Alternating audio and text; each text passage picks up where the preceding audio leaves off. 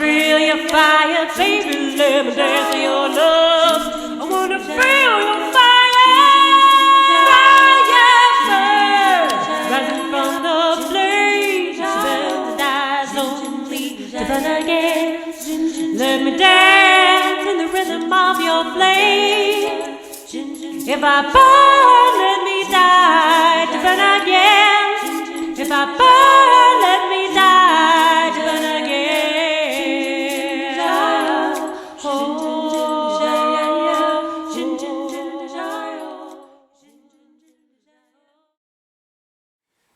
Hello, everyone, and welcome to our new show, Get Lit. You may have seen the 2 pre-recordings that we've done, and this will be a pre-recorded show. But we're excitedly awaiting a confirmation on a broadcast platform so that we'll begin to come to you live. And I'm Blue Star Deerwomon, and this is Rebecca Hahn. Welcome. We'd like to say thank you to all of you for responding to our first video. We're so happy that you are accompanying us on this journey, and we would love to have your continued support. So keep feeding us your comments and your information. It's really worthwhile and of value to us. So, how are you?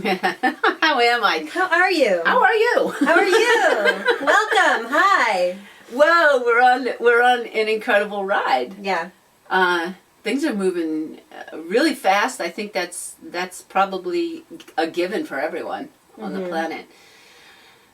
But being here now has been my saving grace, and I love being present. That's what helps. That's what works. Yeah. So be present. I'm trying. We had tech issues that we were working on for like 2 hours, and so I feel like we've done the show already. And we just sat down and have to be all like zen, and it's so not happening. We also have a tech person here today, so if you hear any laughter or cackles from the background, it's not canned laughter. It's actually real, or a dog barking, or a cat meowing. So where am I? As I said, we just got through doing a bunch of tech stuff, and that is so not my forte. Oh, okay. Speaking of tech stuff, that's how we ended up with this beautiful poster, Community at Peace. It was a photography project done several years ago here in Eureka Springs, Arkansas by John Rankin. And they are all individual photo shots of members of the community. And John facilitated us in prayer and then shot the photos. And we're still working on getting our blue screen, green screen together so we can have Get Lit in the background. But for today, that's who you're with. We're gifting you with this amazing piece of art to join us. Yeah. And it's fitting. Right. So, I'm just trying to drop in from the tech stuff. Okay, here's a drop in. Busy week, but I'm glad to be here with all of you. Yeah. Well, we realized that we've named the show Get Lit, and that's kind of the path we want to go down today, is we want to ask the questions. Right. So after some of the responses and how we're formatting the show, we're really interested and fascinated by what you're starting to get lit up about and what your fears are around the things that you want to get lit up about. So we came to the name of the show, Get Lit, because there's certain things in our lives that we really light up about on a soul level, in an authentic way. We get excited. We've talked about that in the first broadcast in terms of that creative process. And so we're really curious about what you're afraid about getting lit up around, and the things that you're starting to get lit up around in this kind of evolutionary shift. So please go to our Get Lit page and leave your comments, questions, responses, concerns there, and we will try and address them in the coming broadcasts. So think about that question. What are you starting to get lit up about, and what are you afraid to get lit up about? What are you getting lit up about? Yeah, well, I'm actually, moments before this show, I realized I got really lit up. I was on my computer and I was watching all the likes come in for Get Lit and for the first recorded show. And I realized that I think many of you, and I'm hoping that you're part of our listeners and viewers, is that of late, I really have taken on the social network. Yeah. I feel that, Taking it on. I'm taking it on. I've gotten lit about it.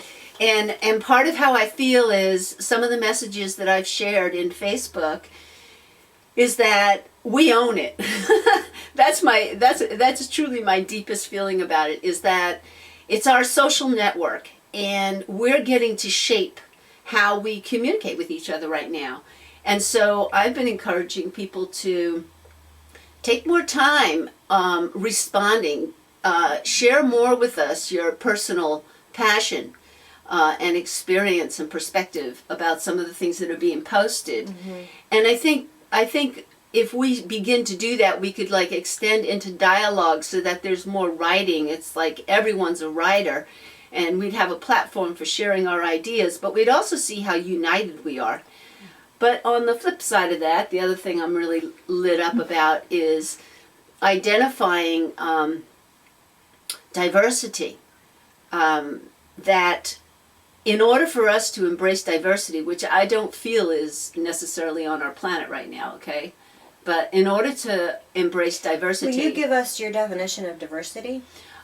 Diversity for me means respecting all our relations, and that includes all the sentient beings of the planet and of our multidimensional realities. I sometimes say I embrace all my relations. So diversity means standing amongst the standing people, our trees, standing amongst one another, and allowing and accepting every being to be exactly who they are without judgment. Now, it doesn't mean we agree, okay? It doesn't even mean that we have to like what we're witnessing, but we're allowing space for us to just be who we are, okay? And I feel that we're still judging one another's comments and opinions and, what we believe in and what we don't believe in. And I think right now, we're all on a personal journey of finding our truth. And so in order to find our truth, it's important to know that when you listen to others, it's an opportunity to learn. And if something in your heart resonates as true, I always believe that's true. But if something in your heart doesn't resonate as true, you don't have to reject the being. You don't have to label them. You don't have to judge them. Just let it be. It's just not your truth. But I think this is also, I know I'm going more deeply into this, but this also is the protocol I feel is necessary for our star brothers and sisters, is that in order for us to come face to face with our star brothers and sisters, we're going to need to really understand diversity, because they may not look anything like what we would think is cool, pretty, or cute, or handsome, or and there may not even be words for what they look like. They're going to communicate different, just like different cultures. Mm-hmm. So I think it's a way to prepare for intergalactic relations. So let me speak to a piece of diversity you haven't touched yet, which is the diversity within, because I think with this evolutionary shift we're experiencing, that we put, you're putting a lot on this idea of accepting, empathizing, respecting the differences in others outside. But I think with the shift happening in ourselves, we really have to be really kind to our own diversity and all the parts of ourselves, and the parts of ourselves that are now coming out and up and getting lit that we didn't really know existed, and it could be a little bit disorienting and throwing us into a state of disequilibrium because we're not recognizing those parts of ourselves that are had been dormant and that are now new parts of our being. So to embrace our own diversity and our own new cultural personal paradigm that's coming out as well. I think that's a really great point to make, because we're all in our personal process, and right. I feel the planet in general is healing our wounds of the past.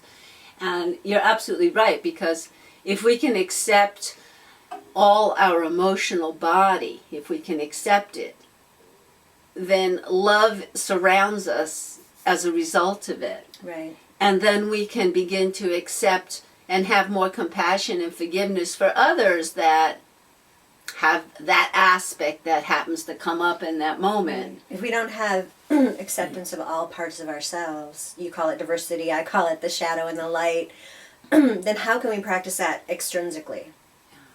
So starting from within and really moving into this deep place of self-examination and reconfiguring what the new stuff is and what the old stuff is, and how those can live and commingle and cohabitate within our own structure. And then we'll be able to accept diversity and live diversity on the outside. Because if we don't have that acceptance and self-love on the inside, how in the world are we going to go to somebody else and accept theirs? Right. And it goes back to what you said about, if you say something that I disagree with, you mentioned this also in the first broadcast we did, it's not about you or me. I still love you. I still accept you.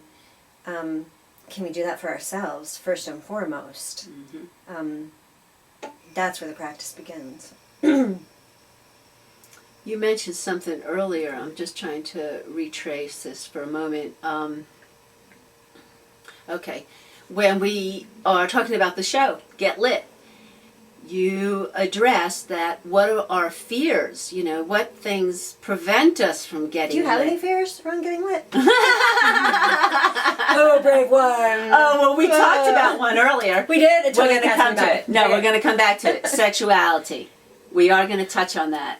Yeah, we talked about We our did? sexual creative energy before the show. Yeah. Okay, we'll We come did? back to that. Okay. Yeah. We Yeah, did. okay. But where I wanted to go We're going to make is out later. when we were talking about diversity. Look, she's blushing. Because we're really going to do it. Okay. All right. Okay. We're going to do a whole other show on that Yeah, one. totally. It's coming. All right, before I lose my thought, and I guess that's the healing nature of sexuality, you lose your thoughts. That's why it's so helpful. Wow, that was great. Okay, I'm going to Everybody, get aroused, forget who you are, and lit feel up. the healing. Okay, we're getting lit the up. cool one here. Lit up. Okay. I'm going to lose this thought. All right, back to the thought. Your fears. When we're talking about diversity, okay, and we're coming to you and saying, hey, get lit up, feel your passion. What prevents you from feeling your passion? What in your life is not allowing you to get lit up? And lit up can mean a lot of different things. That's a great question. What in your life is not allowing you to get lit up? And I want to backtrack it to this idea of embracing our own inner diversity. What parts of yourself are you not integrating and fully accepting, whether they are beautiful or beastly, for you to allow yourself to embrace your fear and your muck? So I love that question. What are you not allowing in order to embrace your fears? And it goes back again to how generous are you going to be with yourself in this world? It goes back to how generous, how much of yourself and your beauty and your gifts are you going to give to this world? Fearlessly. Yeah. It comes from a place of self-love, all of you, screwing it up in the midst of giving yourself love, and not judging yourself for that. And then if someone else screws up in the face of you, who cares? You don't judge them either. So what were you saying? You laugh it off. What the hell were you talking about? It's like, I have to get another word in edgewise. No, we're doing on, it. that was It's a dance. It's quick. This is improv I only say choreography. things that are brilliant. Allow them. That's how we promote ourselves. We're brilliant. We don't have any hesitation about that. All right. Okay, I'm going the down. point All was right. being about what? Oh, Yeah. Repeat your question. Repeat your question. Okay. What I was things- asking, what things in your life are preventing you from experiencing your passion and getting lit up? And I guess we have to back up a little bit, because we have to identify for ourselves, what does getting lit up mean to you? And when I went down this rabbit hole in my personal process, I always went back to my childhood, when you know, I wasn't concerned about paying the rent or how food got on the table. And I was able to explore. I was innocent, and I looked at the way I played, and those times as a child where you just get so lost. You're so dreamy. You're so creative. You know, you turn over every rock. You pile them on top of each other. I mean, whatever it is, and that's what I kept, you know, taking time to review, was that childlike innocence that isn't thinking, you know, really in the moment, and you just go from one thing to the other. So that was the beginning of, well, where did I get lit? You know, where was my passion? And you're fortunate in that, because a lot of people don't have that carefree, worryless childhood. I mean, and I don't want to go off on this tangent, but I just want to point out that there's so many children that don't live with a trusting environment where they're free to play and not be in fear of the world, whether it's from a traumatized microcosm of your unit or whether you're living in a war-torn country. Yeah, but I have to interject, Becca. I came from a background of physical and sexual assault. Well, I was true. I was in a traumatized environment. Now, well, that wasn't my place to speak to that. So yeah, that's okay. Yeah. But it wasn't like, you know, I had this real trusting environment and I was encouraged and I had these brilliant parents that were innovative and understanding of consciousness and where we were going. They were awesome people, though. And I've come to a place of really loving them. They're here right now, supporting this. But on one hand, I think that my abusive environment was probably conducive to me absolutely really going to the far reaches of my imagination. because it's a savior, right? Great point. Yeah, even Right. in those moments, children are so resilient. They might go deeper into that. But I think Yeah. it's like, I think every child has, when we go back to our child self, I think everyone has at least one memory, if not dozens, of when they were sparked, what lit them up. I don't care if it was changing the clothes on your doll or if it was digging a hole thinking you were going to get to China. I've done that. Yeah, Have you me done too. that? Me I love too. doing that. I once dug a hole. I was with my cousins and we were digging a hole in the sand, and we had gotten about 10 feet deep, and none of the adults knew we were doing that. And then my little brother fell in, and the sand started to cave in. And I was like, ooh, talk about China was never to happen again. My mother came running out. I was like, where's so-and-so? Where's Kenny? Where's Kenny? And I was like, ah! So let's back up a sec. So Okay. you were talking about, my question to you was, do you have any fears around getting lit up? And then you started talking about your childhood and about this grand imagination that was kind of your savior. So how does that lead into the question? You mean what fears that would prevent me from getting lit? Yeah, because I posed the Yeah. question and you answered it. You started answering it by talking about the childhood wonderment. Right, So how does that tie in? Well, let's see. Where I was going with the childhood is that, first of all, that's a place to reclaim and remember what passion is like. And when I look at my fears, my greatest fear is the times that I look at my life and I think, and I know I'm the co-creator, and it's not quite the way I want it. It's not lit up enough or nourishing enough. So I guess I don't know how to answer it myself. It's like, I guess my fear is when I'm not 100% within myself, that creates fear for me. Well, because the matrix, all right, I'm going a little bit out there, but if I'm not fully in myself, coming fully from source, then I'm in the matrix, and the matrix is very scary. What's Can be. For the viewers who might not know that inference, what is the matrix? Well, I did an article not long ago, and it's in my WordPress site.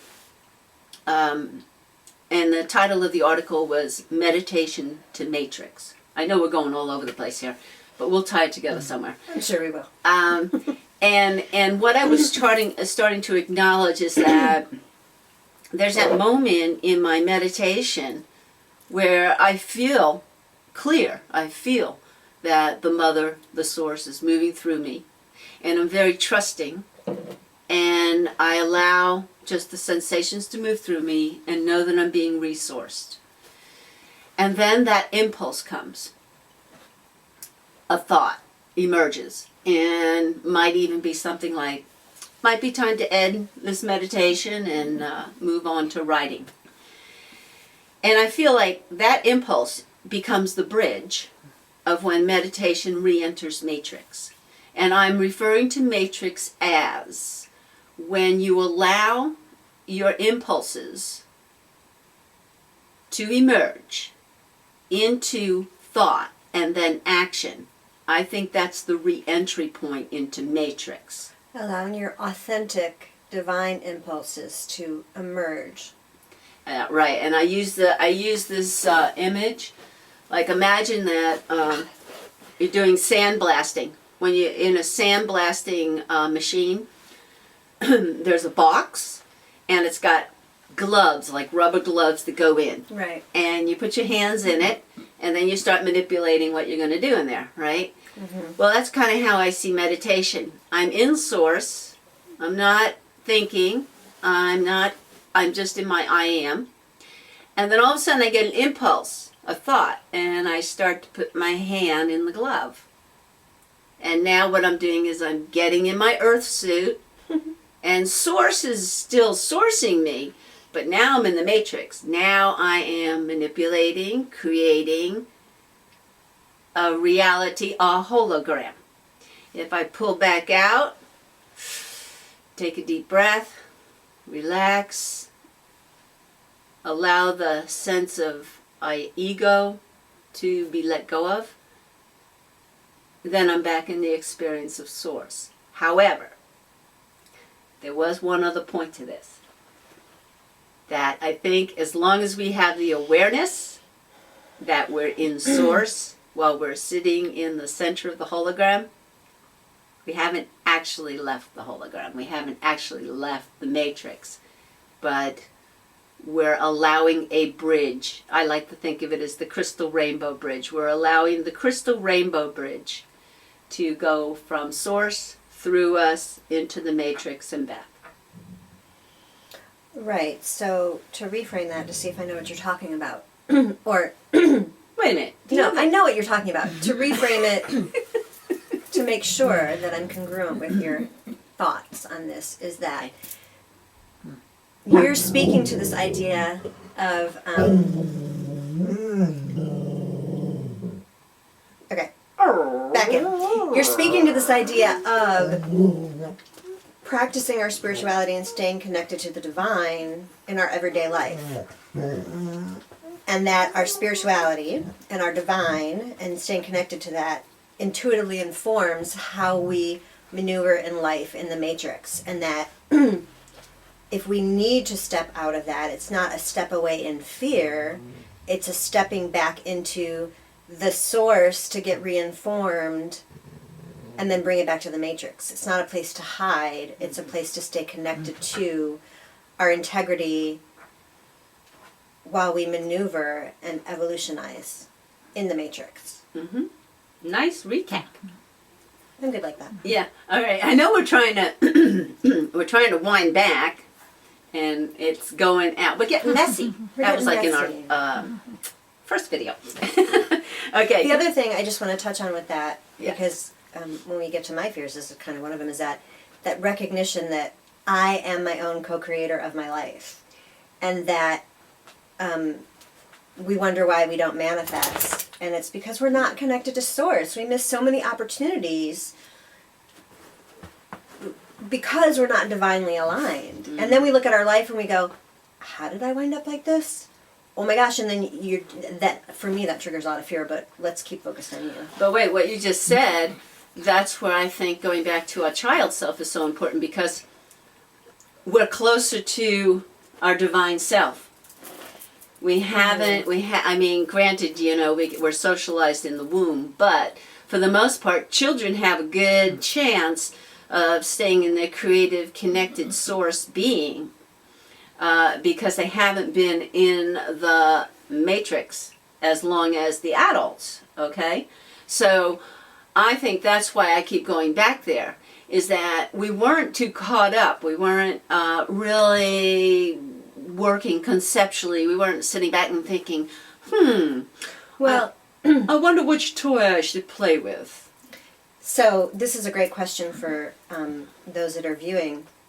So they say, research has shown that our pineal glands start to calcify around 8 years old. And that if we train our children and get them to experience yogic practices and visualization of whatever, just being able to visualize and fantasize and play imagination and do yogic practices of whatever sort, even like left nostril breathing at bedtime, whatever it may be, something simple, or 2 sun salutes a day, that they've shown that not only does the calcification of the pineal stop, but you can regenerate it. And the longer you go without a practice of being connected to source, the harder it is to get that back. The calcification, like to decalcify your pineal gland. So a great question I think would be to the audience, since we're getting in this idea of fear and what we get fearful about lighting up what stops us, and obviously this conversation is not breaking away from this theme of childhood and the childhood freedom that's more fearless, and that we start to calcify our pineals around 8. So I guess my question to you then will be, with this theme that's emerging, is what lit you up in childhood? Where were your greatest sense of freedoms and being lit up? And I specifically want you to go back to around 7 to 9 years old and reflect on those moments and see if there's any validity personally for you around any shift that might have happened when your pineal started to become weaker and started to calcify. If there's any shifts. I know that for my daughter, she's 8.5 right now, and her language and judgment, self-judgment, is changing from being a fairy and a superhero and being able to do anything she wants to do and living those imaginary realms, playing with dolls and making fairy costumes out of leaves, and now she's speaking about the fact that she doesn't like her nose and that some girl at school is horrible and that she's stupid at math and thinks her butt's too big, and this is the first year. You know, even 6 months ago, she had no concept of her body.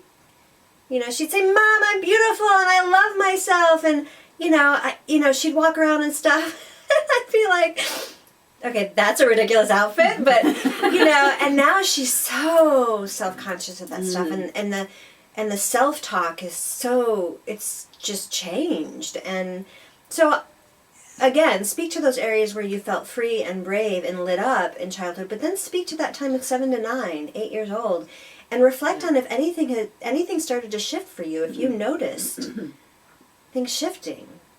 And something, and then and I just want to reflect on how I'm feeling, is that I'm getting really emotional, almost tearful. And I'm not reflecting on my own life, but I'm reflecting on my daughter's. Yeah. And it's heartbreaking to see that. And I think, why can't we have a society where education allows our children's brains to mature as they will, as opposed to forcing my daughter's brain into a math box that I keep saying, she's going to get there. Let me just work with her. Let me do left nostril breathing at night. Let me calm her down. Let me create space in her brain. Let me ignite those gamma circuitries. Let me, but they can't do that. And then she's imprinted as being stupid, and her pineal is getting sucked dry.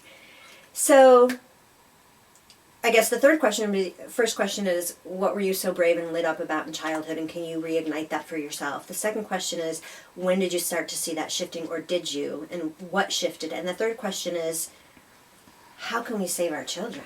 Mm-hmm. How can we allow them to stay connected to source and not pull them away from it as we raise them, whether they're your children or someone else's children, whatever it may be, because it's heartbreaking to see it happening.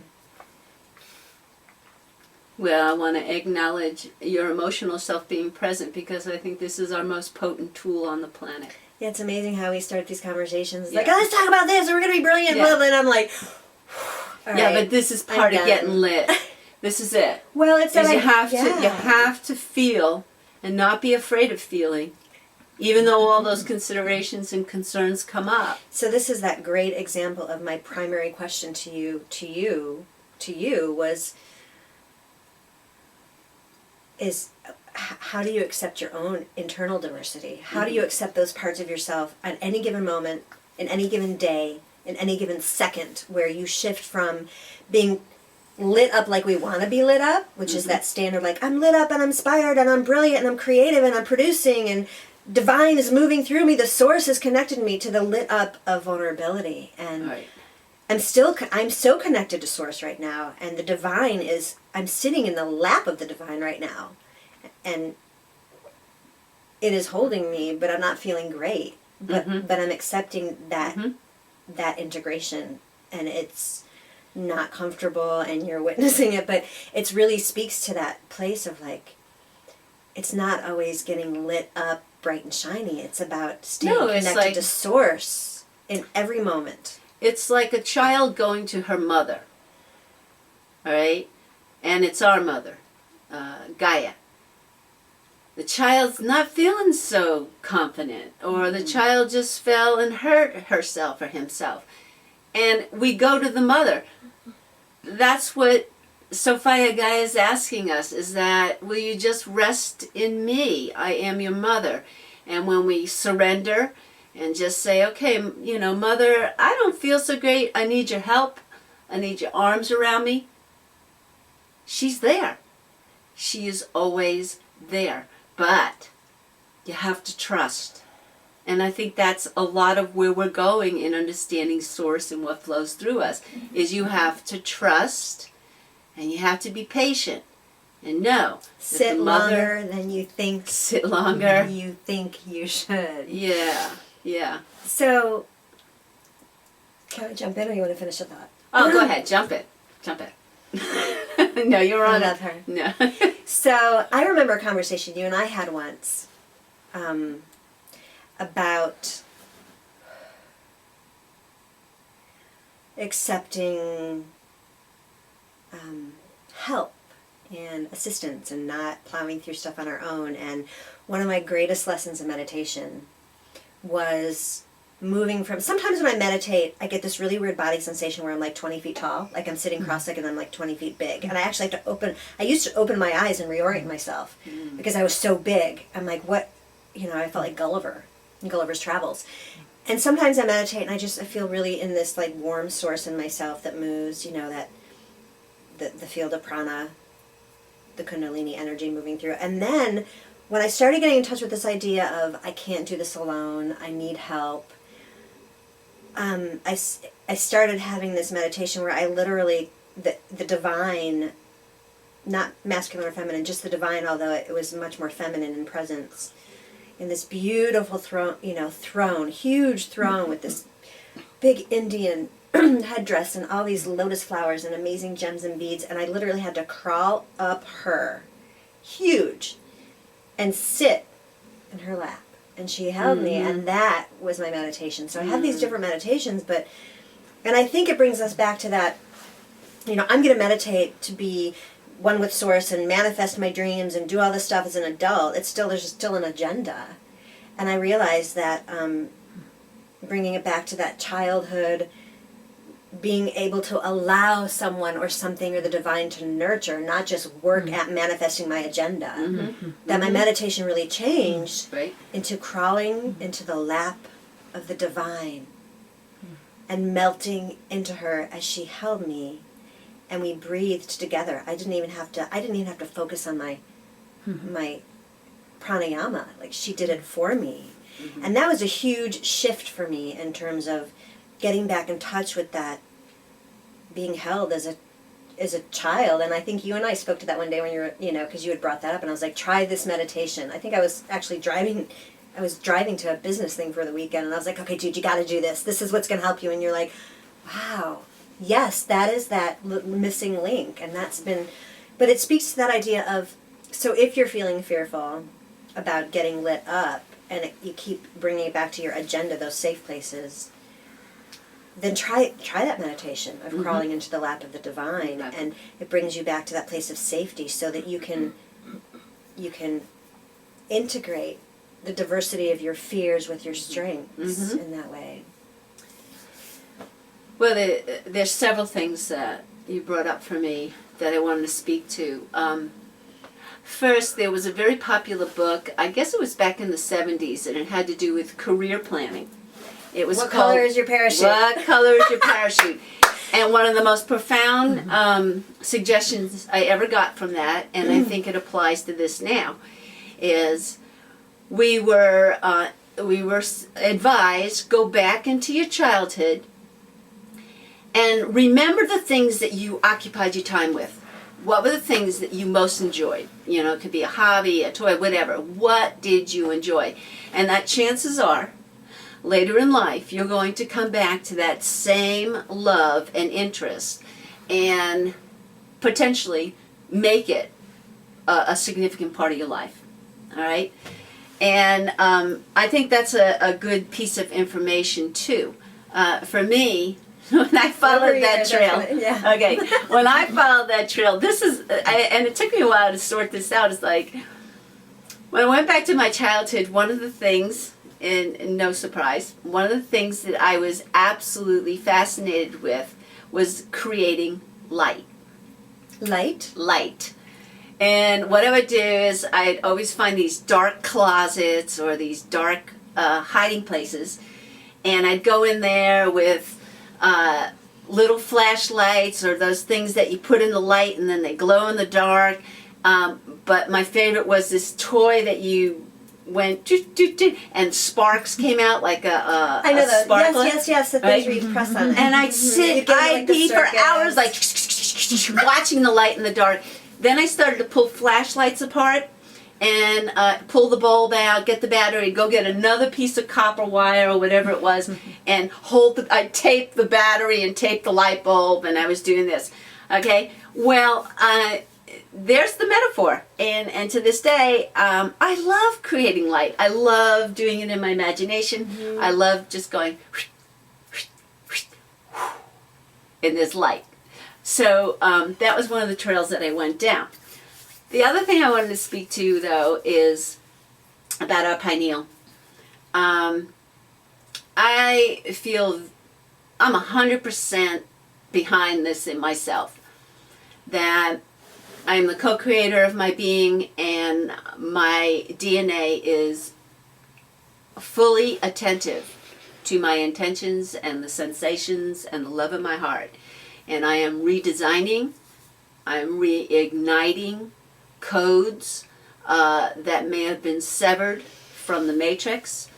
I'm enthusing that I love Carrie Ellis's new book, The 21st Century Superhuman, and she talks about, our superhuman self. I am enthusing. Can you repeat that book and the author? Because I think people would be really... Carrie Ellis, The 21st Century Superhuman. And she's been broadcasting about that book over on CCN. So you can... the full name for CCN. Conscious News Network. Is that it? What is it? Conscious News Network. Yeah. No. We're really not great PR people right that's now. why I didn't want to bring it up. Yeah. Okay. I'm just not we'll put the information on yeah. CCN, which is a broadcast platform for alternative media.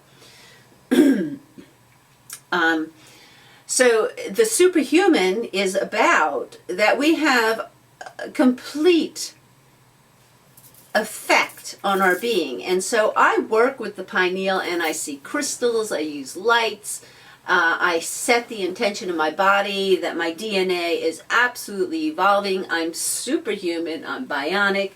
And I really believe in this I-tech, inner technology, that all the free energy and devices that we're creating and all the healing,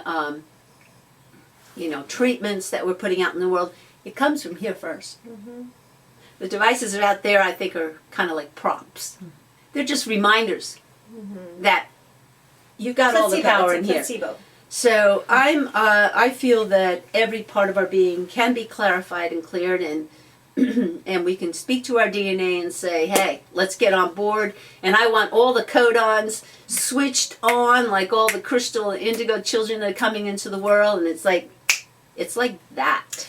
But there's a practice to get you clear and strong enough to manifest spontaneous healing. And manifest it, like, I think there's mythology around, like, okay, I've decided I'm going to do this, so I'm going to do it. I mean, I want to speak to Blue's practice. I mean, she practices her I-tech. She practices staying connected to Source all day, every day. So for her, if she spontaneously healed something, it could happen, But my point being is that not that you can't just ignite it, but my point is that it's part of a practice to refine it and get really clear and strong, to be able to use yourself as Source, to evolutionize yourself. Well, I think everything we're speaking to is interrelated. Therefore, you cannot address the superhuman power in yourself unless you're really going to take a good hard look at what is this matrix that we are living in. What is this reality on the planet that is not thriving? You have to have a multidimensional awareness and study to understand how all these components are interrelated. Like when we sit here and we share our compassion for children starting to be influenced by the social milieu of the matrix, and we're sorry about that.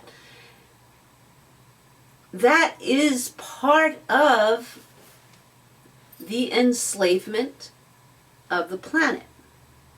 And we have to look at all the aspects of what the powers that were are dictating to us. And one of them is in our educational system.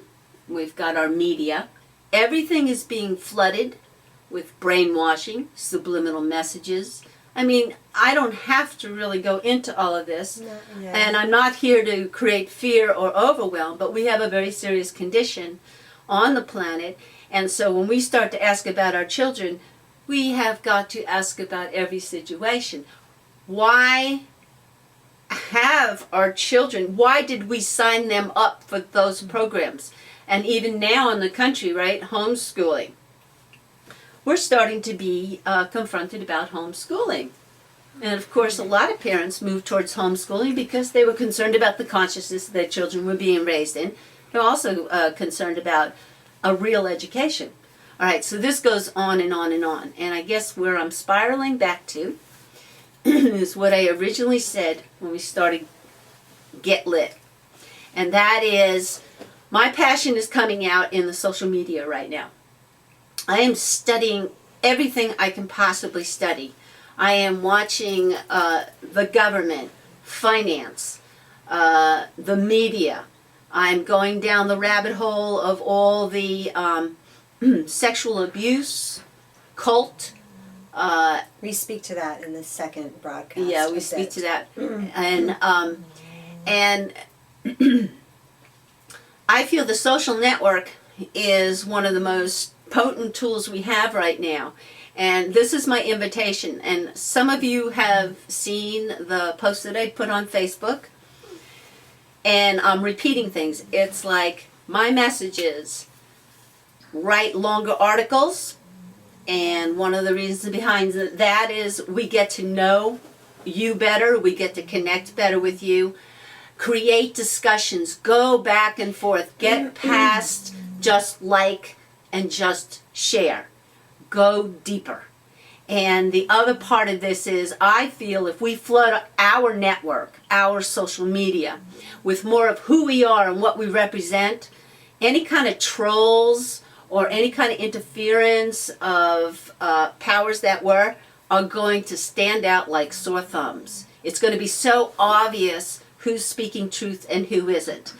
I also encourage people, everyone, keep doing your research. Even if someone presents to you that a great article and it supports why we really can believe this government is doing something for a good cause, if you've got any inkling that that might not be right, do the research. Bring the research to the table. Don't just shut it down.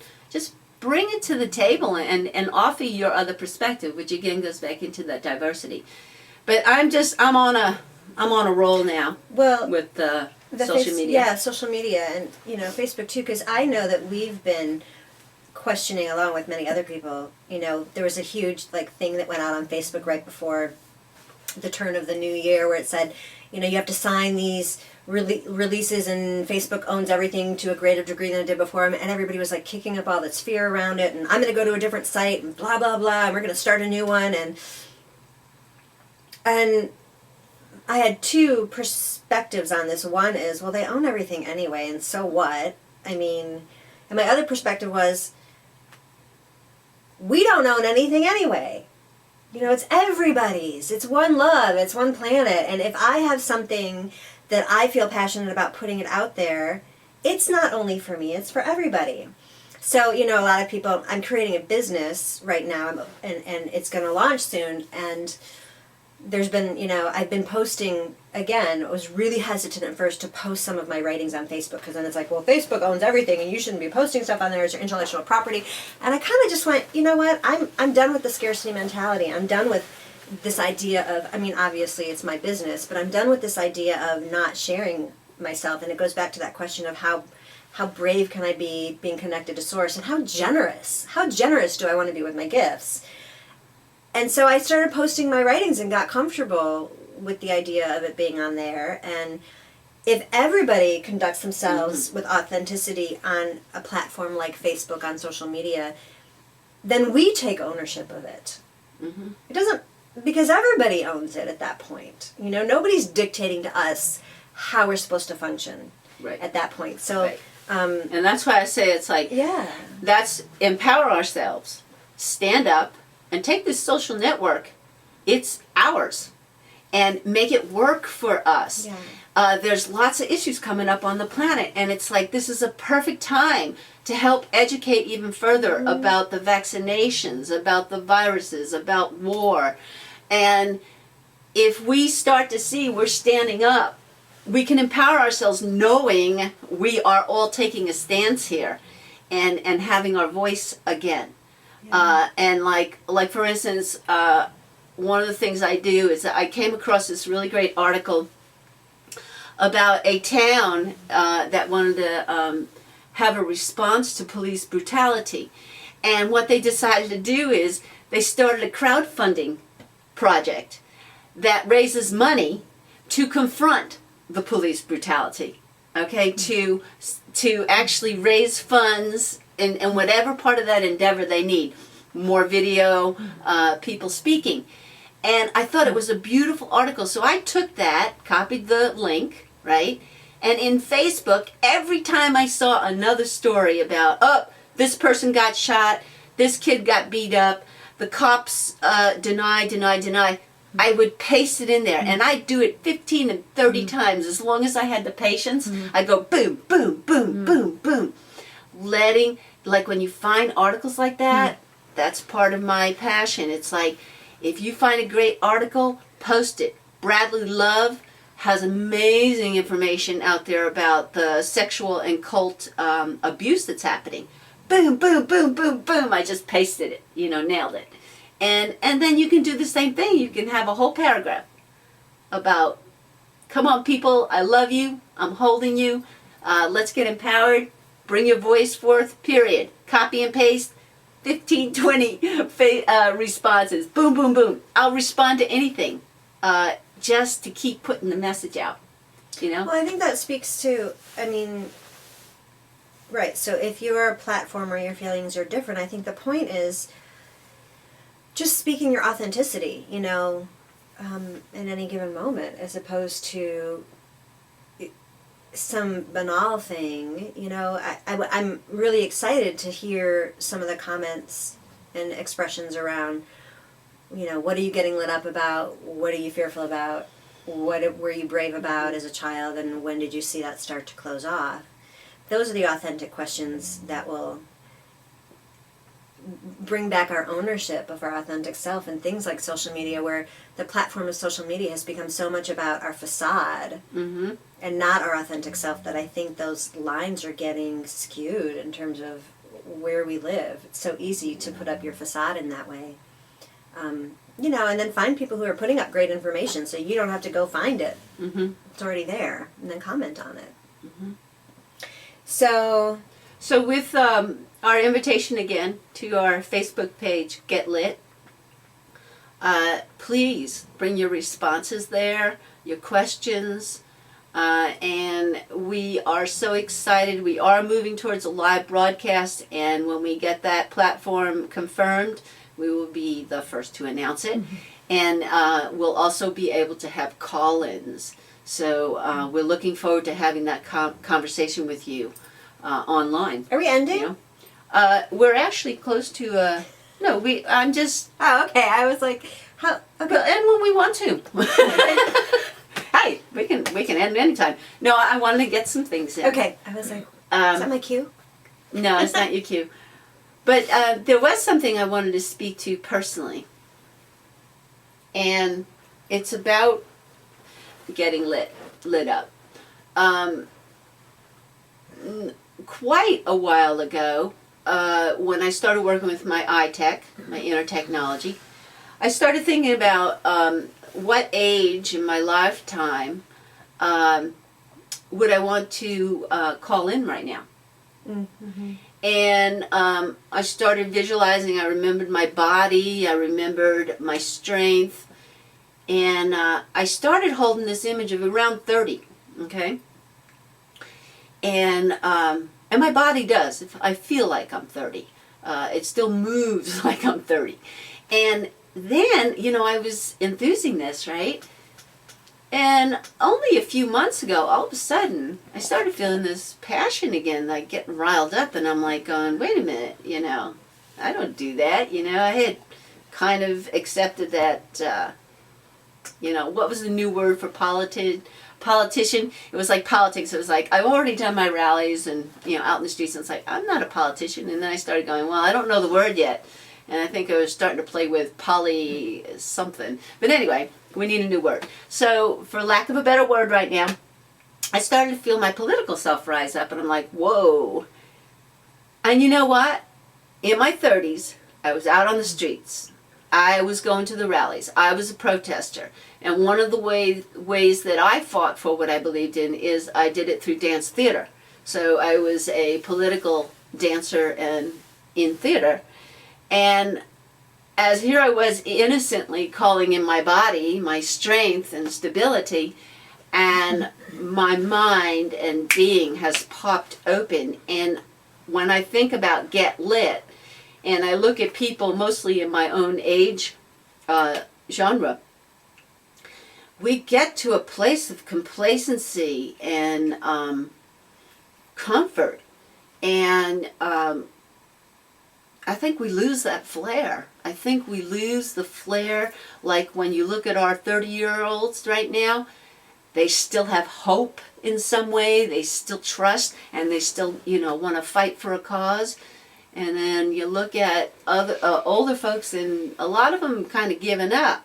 Now, I think the giving up feeling is happening at a younger and younger age. Well, I was going to say, But not all 30-year-olds are. What I'm saying is, I think our not being lit has to do with so many doors were closed on us when we stood up for our truths, for freedom.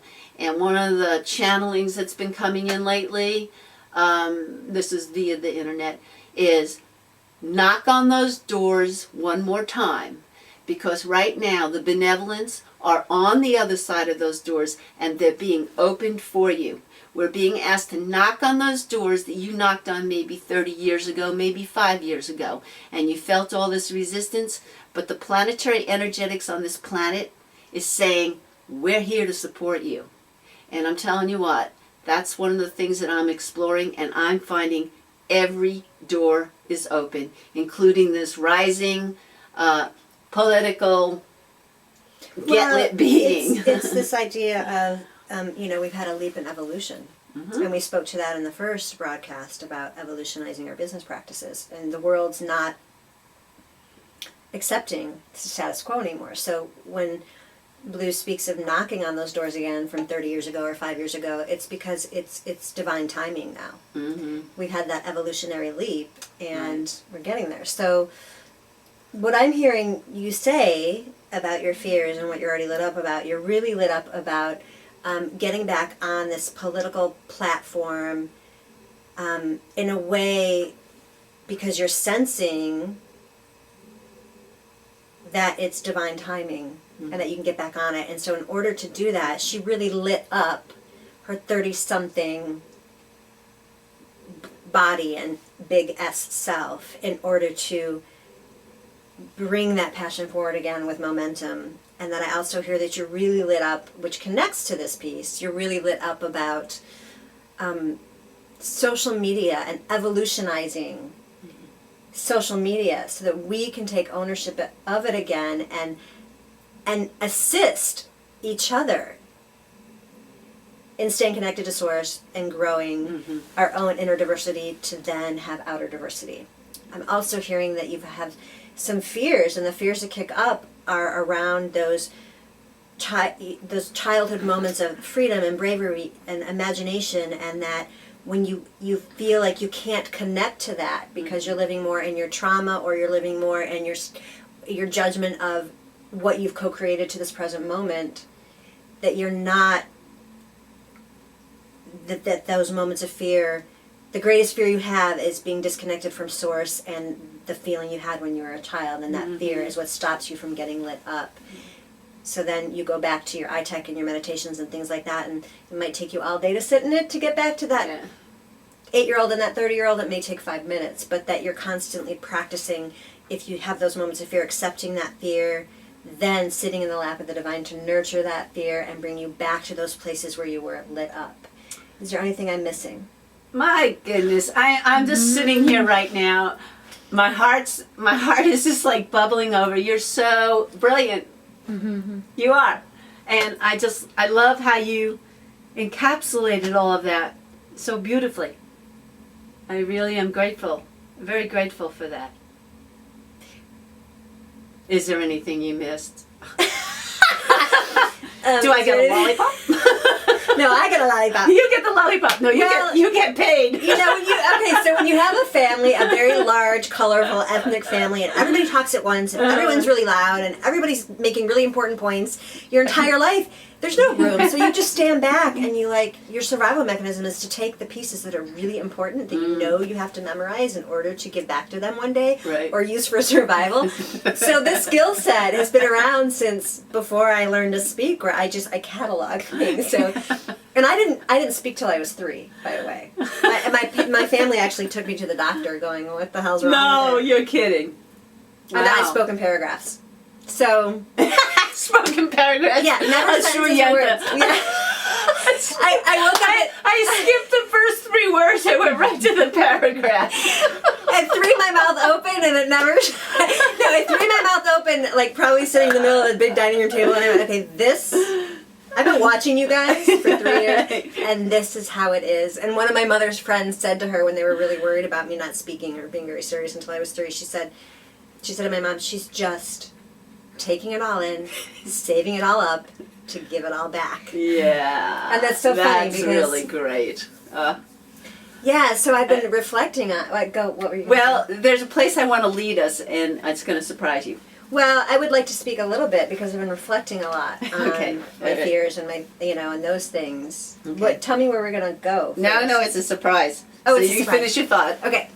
Well, I just briefly, because I was just more reflecting during your going in kind of your directions, but And I think I spoke to some of it. I'm more fearful for my child, and I get frozen in that. But the places where I feel most lit up, what I'm becoming lit up about, which some of you already know, is this idea of conscious business practicing and evolutionizing the way we do business in a way where everybody can live their life's purpose, helping people discover their life's purpose so that everybody can live with integrity and live their love and monetize their love. And I kept resisting this for so long because I was not from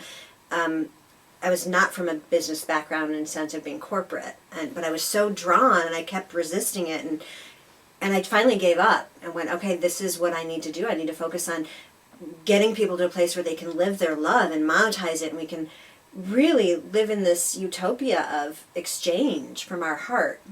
So I'm really jazzed about that, and I'm really jazzed about sharing with people the creative process and how to live safely in that. The parts where I feel the most lit up when I think about childhood, it's so funny, this is so completely me, I'm just discovering it, is sitting. Like, I have memories of sitting for hours and hours. When kids would even want to play with me, I'd be like, no. We had this big black vinyl lazy boy chair, and my mom would be off doing something, my brother would be doing his thing, and I'd have the house to myself, and somebody would want to complain. I'm like, I think I'm just going to sit today. Like in third grade. The other part where I remember feeling so lit up, two places. One is like redecorating fantasy places in my house, which is what I do now. Like, I redecorate people's homes, and I make a home a home. Like you said to me once, you don't live in a home, Rebecca, you live in a home. Right. And the third place for me is always was dancing. I mean, dancing saved my life. When my father was dying, Hubbard Street Dance Company was my womb. Like, I could not have survived his 5-year battle with a brain tumor and dying if I hadn't had that space to be in. And so I think the places where I felt most lit up and most brave is being in that creative process in my body. And I've transferred that, obviously, because I can't dance like I used to with time the way it is. But so bringing myself back even into those moments of feeling that aliveness, that muscle memory, that recall. The places I have, what stops me more than anything dead in my tracks around fear of getting lit up is two things. One is it's all around being accountable. One is I've created the life that I have right now, and if I take too much time to look at it, it freaks me out and I want to crawl under the covers. As opposed to looking at all the parts of myself that I've created, the good, the bad, the ugly, the neurotic, all of it, that inner diversity. And then the other part is being accountable in a different way, which is that if I get lit up, then I have to be accountable for my own brilliance and my own integrity, and continuing on that path and not giving up, and be accountable for my greatness and how that permeates. So those are all right. my points. This is a perfect lead-in, because you just talked about the expectation. Like, for instance, I'm not going to promise anyone that just because we're doing a show called Get Lit, that I'm going to be lit. Okay, Right. so we have a really disclaimer. But here, this is a perfect lead-in. I kind of just touched on this in 2 pre-recorded videos, but now give me some moments to explain this. One of the things I learned years ago was called performance sociology, and it was created in the 1950s. And I kind of want to introduce this element to our show because I think it's really fun. And what performance sociology is that we've just been on, say we've been on the stage, so to speak, or, we're on the camera. And we come to a conclusion, we say, okay, the show's ended, da-da-da. And then Becca and I start to talk about, we just like chill out, and we start to, we're not on camera anymore, and we talk. And what it is performance sociology is getting to see backstage. Before or after. Sometimes it's before. Oh yeah, you can do backstage before, like we could be sitting here and or going, warming up for something. do you know what we're going to talk about? And we could do like that. So what I want to do is just take some time to we'll just play pretend, then we'll come back on. Like, so Okay. we're playing. And cut. Whew. I think you're awesome. I love what you do. Thanks. Yeah. We kind of went all over the place, don't you think? I felt like I was on a leash and having to catch up with you, which was fine. Okay. I felt like you really were going all over the place, and I was tracking with you, which was totally okay. That's not a criticism, but well, I'm just glad you're a good tracker. Yeah, I'm a good tracker. Yeah. What are we going to name the show? What is the name of the show? Yeah, my truck driver mouth just came out with that name of the Let's show. see. There's got to be something good. There's got to be something funny or... Well, we don't have to be funny. All I came up with was honor your fucked up part. I know we can't really do that. No. Tamara, you got an idea? What would you name it?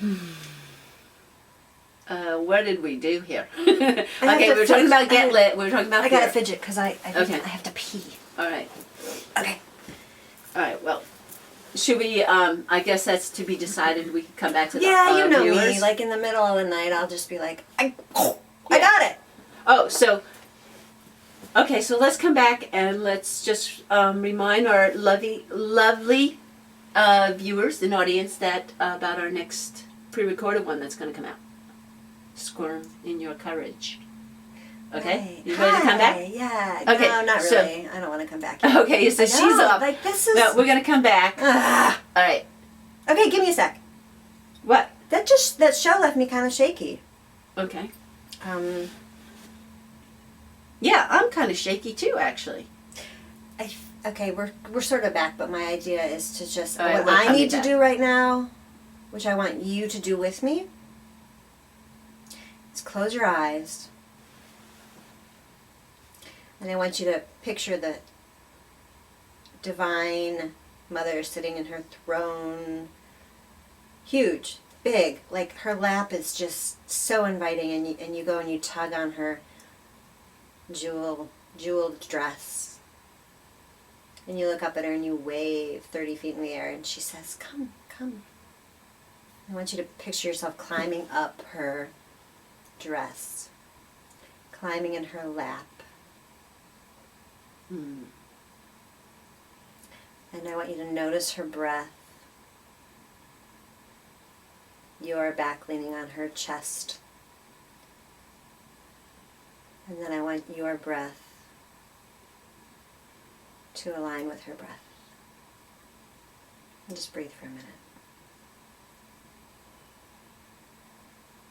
Notice your breath aligning with hers, the weight of your body in her soft lap, the warmth of her skin on the back of your body.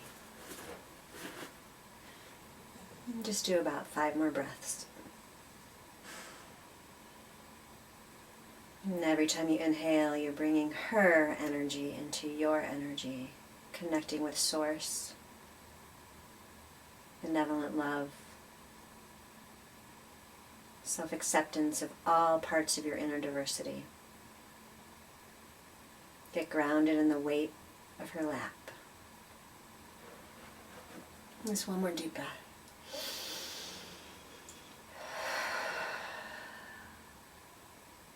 Let your mouth hang open and your head fall back. And open your eyes. Thank you. It was not in my body, so thank you for doing that with me. Now I can come back. Okay. Okay. Yes. So we did kind of come back from performance sociology and engaged with you, but it'll be a piece that I want to kind of nurture along in our shows because I really value it. But also wanted to just say... you wanted to speak to our... Oh, but actually this Squirming recording, in this pre-recording comes after Squirm in Your Courage, so they won't even get this message. Oh, well, if they didn't see it, they If can you go back haven't and seen it, go back and if you see our haven't other seen, two. right, our other two, the first one is, I am so not in my brain right now. What's the first I one think called? it's time to bring it to a close. The first one's called what, though? The messiness of entrepreneurship and creativity, and our second pre-recorded video, one before this, is Squirm in Your Courage. And I don't think we're going to come up with a title while we're on air here, So you'll see it. This is pre-recorded video number 3. And I thank you so much. We look forward to seeing you at our Facebook page. Get lit. Get lit, and Thank you for taking this time with us. We Yeah. will see you again very soon. appreciate it. Bye. Bye.